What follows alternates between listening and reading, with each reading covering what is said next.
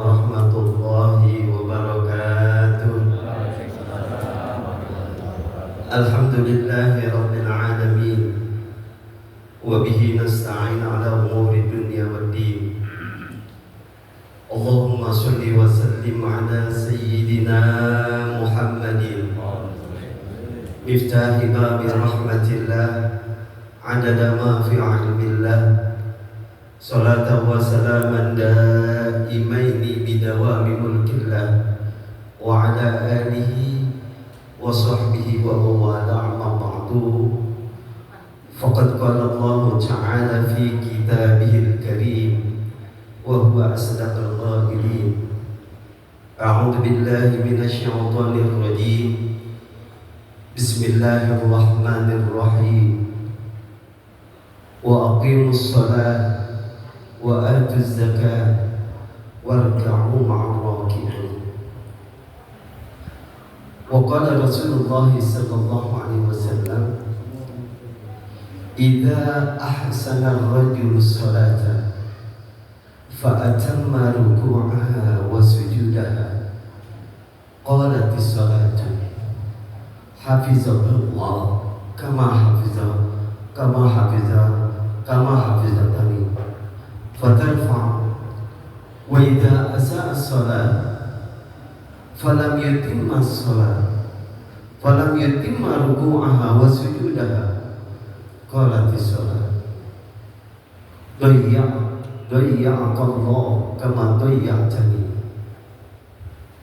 fatulafu kama yulafu thawbul khalafu fayudrabu biha wajhuhu. Sadaqallahul azim wa sadaqa rasuluhun nabiyul habibul karim wa nahnu ala dhalika minasy syahidin wa syakirin walhamdulillahi rabbil alamin. Hadirin hadirat, para orang tua, para asatidz yang dimuliakan oleh Allah Subhanahu wa taala, wabil khusus yang sama-sama kita hormati dan kita muliakan guru kita Al-Mukarram Al-Ustaz Haji Muhammad Syarif, mata'allah bituli hayatihi wa nafa'ana bi'ulumihi fid dharain amin. Dan para asatidz, para orang tua, para tuan guru majelis mudzakarah, di antaranya ada Al-Mukarram Al-Ustaz Nahrawi, juga para bapak-bapak, para ibu hadirin, yang mudah-mudahan kita senantiasa menjadi orang-orang yang dimuliakan oleh Allah Subhanahu wa taala, baik kemuliaan di dunia maupun kemuliaan di akhirat. Jamaah yang dirahmati Allah Subhanahu wa taala, alhamdulillah kita bersyukur kepada Allah Subhanahu wa taala karena banyak nikmat dan karunia yang Allah berikan kepada kita, sehingga pada pagi hari ini kita duduk di tempat yang mulia, di rumahnya Allah Subhanahu wa taala. Ini karena nikmat dan karunia Allah yang Allah berikan kepada kita, terutama nikmat iman dan nikmat Islam. Yang terpenting adalah nikmat sehat walafiat. Karena ternyata tidak cukup apa yang kita terima, segala nikmat, kalau memang itu tidak diberikan nikmat kesehatan.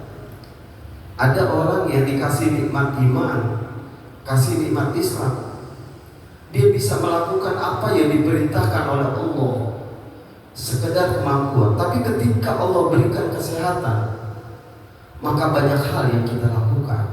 Di antaranya pagi hari ini kita duduk di rumah Allah karena kita dalam keadaan sehat walafiat. Inilah yang perlu kita syukuri, bahwa tidak banyak orang yang diberikan nikmat kesehatan oleh Allah Subhanahu wa taala. Karenanya kita bersyukur betul. Shalawat serta salam kita sampaikan kepada junjungan Nabi besar kita Muhammad sallallahu alaihi wasallam. Mudah-mudahan kita yang hadir di tempat ini, anak dan keturunan kita, senantiasa menjadi orang-orang yang istiqomah di dalam menjalankan apa yang baginda Rasulullah ajarkan kepada kita, yang pada akhirnya kita bukan hanya berkumpul di tempat ini dalam kebahagiaan, dengan segala banyak karunia, tapi pada saatnya kita akan dikumpulkan oleh Allah di mana surganya Allah Subhanahu wa taala di bawah naungan syafaat baginda Rasulullah SAW. Jamaah yang dirahmati Allah Subhanahu wa taala, ayat yang tadi saya baca dan kemudian hadis yang saya sampaikan bahwa sebenarnya mengingatkan kita kembali apa yang difirmankan oleh Allah Subhanahu wa taala. Pada pagi hari ini bersyukur betul kita sudah melaksanakan sebuah kewajiban yang memang menjadi kewajiban kita selaku hamba Allah di muka bumi ini. Itulah tadi yang saya sampaikan, wa aqimus shalah, dirikanlah sholat, tunaikanlah sholat. Banyak orang yang melaksanakan ibadah sholat, tapi kita lihat nanti konteksnya di dalam hadis yang tadi saya bacakan. Idza ahsana rajulu as-salata fa atamma ruku'aha wa sujudaha qalat as-salatu hafizakallah kama hafiztani faturfa. Ini kita lihat nih. Ini kan disebutkan di dalam kitab Mukhtarul Ahadits. Hadis ini yang disampaikan oleh baginda Rasulullah SAW.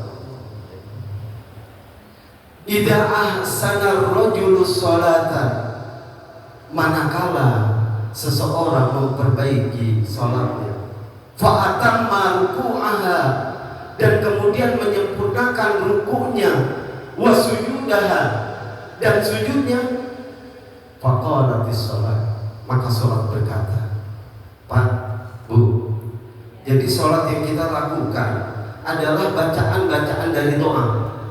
Tapi kemudian sholat itu sebenarnya mendoakan kita. Jadi apa yang kita lakukan itu sholat mendoakan kita. Ini hadisnya. Faqalatis sholat, maka berkata sholat. Apa kata sholat? Hafizakallah kama hafiztani. Semoga Allah memeliharamu, menjagamu seperti engkau menjaga aku. Fatul fa'u. Maka diangkat tuh sholat kita, diterima oleh Allah Subhanahu wa taala. Tapi lihat di kemudian dari lanjutan hadis ini. Wa idza asa'a as-shalah, manakala engkau ceroboh, manakala engkau rusak sholatmu, falam yutimma ruku'aha wa sujudaha, dia nggak sempurnain tuh ruku sama sujudnya. Kan ada orang yang maaf, dia sholat rukunya asalan aja, Allahu Akbar. Kan ada orang yang begitu. Wa idza asa'a as-sholata falam yutimma ruku'aha wa sujudaha, dia nggak sempurnain tuh rukunya, dia nggak tumaknina, dia buru-buru. Wa sujudaha, sujudnya pun begitu. Qalatis sholatu, maka sholat berkata, doyya'akallah kama doyya'tani,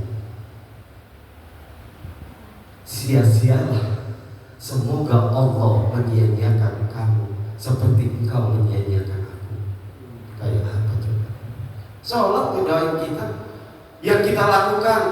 Jadi kalau banyak orang, mohon maaf, ada banyak orang yang terkadang dia tidak sadar ataupun dia sadari, ketika ditanya, saya sih menjalankan ibadah sholat sekedar menjalankan kewajiban. Kan ada orang yang begitu. Bahaya betul Pak dengan kalimat ini sebenarnya. Ente gak ngomongin juga memang udah kewajiban. Cuman perkaranya sekarang sholat ente benar apa enggak? Jangan-jangan ente termasuk di dalam hadis yang baginda Rasulullah sampaikan. Karena pada lanjutan hadis ini Rasulullah bilang, doyya'akallah, semoga Allah menyia-nyiakanmu kama doyya'tani, seperti engkau menyia-nyiakan aku. Tuh lihat, sholat mendoakan kita. Apa kemudian dibilang? oleh sholat. Fatulafu kama yulafu thawbul khalafu fayudrabu biha wajhuhu. Itu sholat dilipat. Sholat ngelipat seperti pakaian kita yang lusuh, pakaian kita yang udah kotor, dilipat tuh. Sholat ngelipat. Apa kemudian yang terjadi? Fayudrabu biha, dipukul wajhuhu, mukanya. Itu pakaian yang lusuh dilipat, dipukul sama orang yang sholat. Coba kayak apa? Inilah yang kemudian kenapa kita hadir di tempat ini. Sesungguhnya ini adalah salah satu cara Allah ingin memberikan bahwa engkau sholat di Masjid Nurul Ihsan, lihat kepada siapa engkau bermakmum. Kalau kita lihat tuan imam kita sholat bagus, ya, tumakninanya. Hati-hati Pak, ketika kita sholat tidak tumakninah, karena itu bagian dari rukun sholat kita. Gak sah sholat asal aja. Kan di antara rukun tumakninah pada saat kita sujud, pada saat kita ruku, pada saat kita duduk antara dua sujud, itu kan harus tumakninah. Baca dengan bacaan yang benar, jangan buru-buru. Ustaz, saya lagi mau ada tapi nggak ada urusan. Perkara acara, perkara hal-hal yang lainnya, ketika engkau menghadap kepada Allah, maka lakukan dengan sebaik-baiknya. Nah, mudah-mudahan ini sebuah pengingat, karena ini hadis sebenarnya sudah tidak asing. Saya cuma sekedar mengingatkan bahwa apa yang kita lakukan itu menjadi penentu. Karena sholat, Pak, Bu, jangan dianggap remeh, Bu. Jangan dianggap remeh, Pak, urusan sholat. Karena ada hadis Rasulullah sampaikan, inna awwalu ma yuhasabul abdu yaumal qiyamah as-sholat.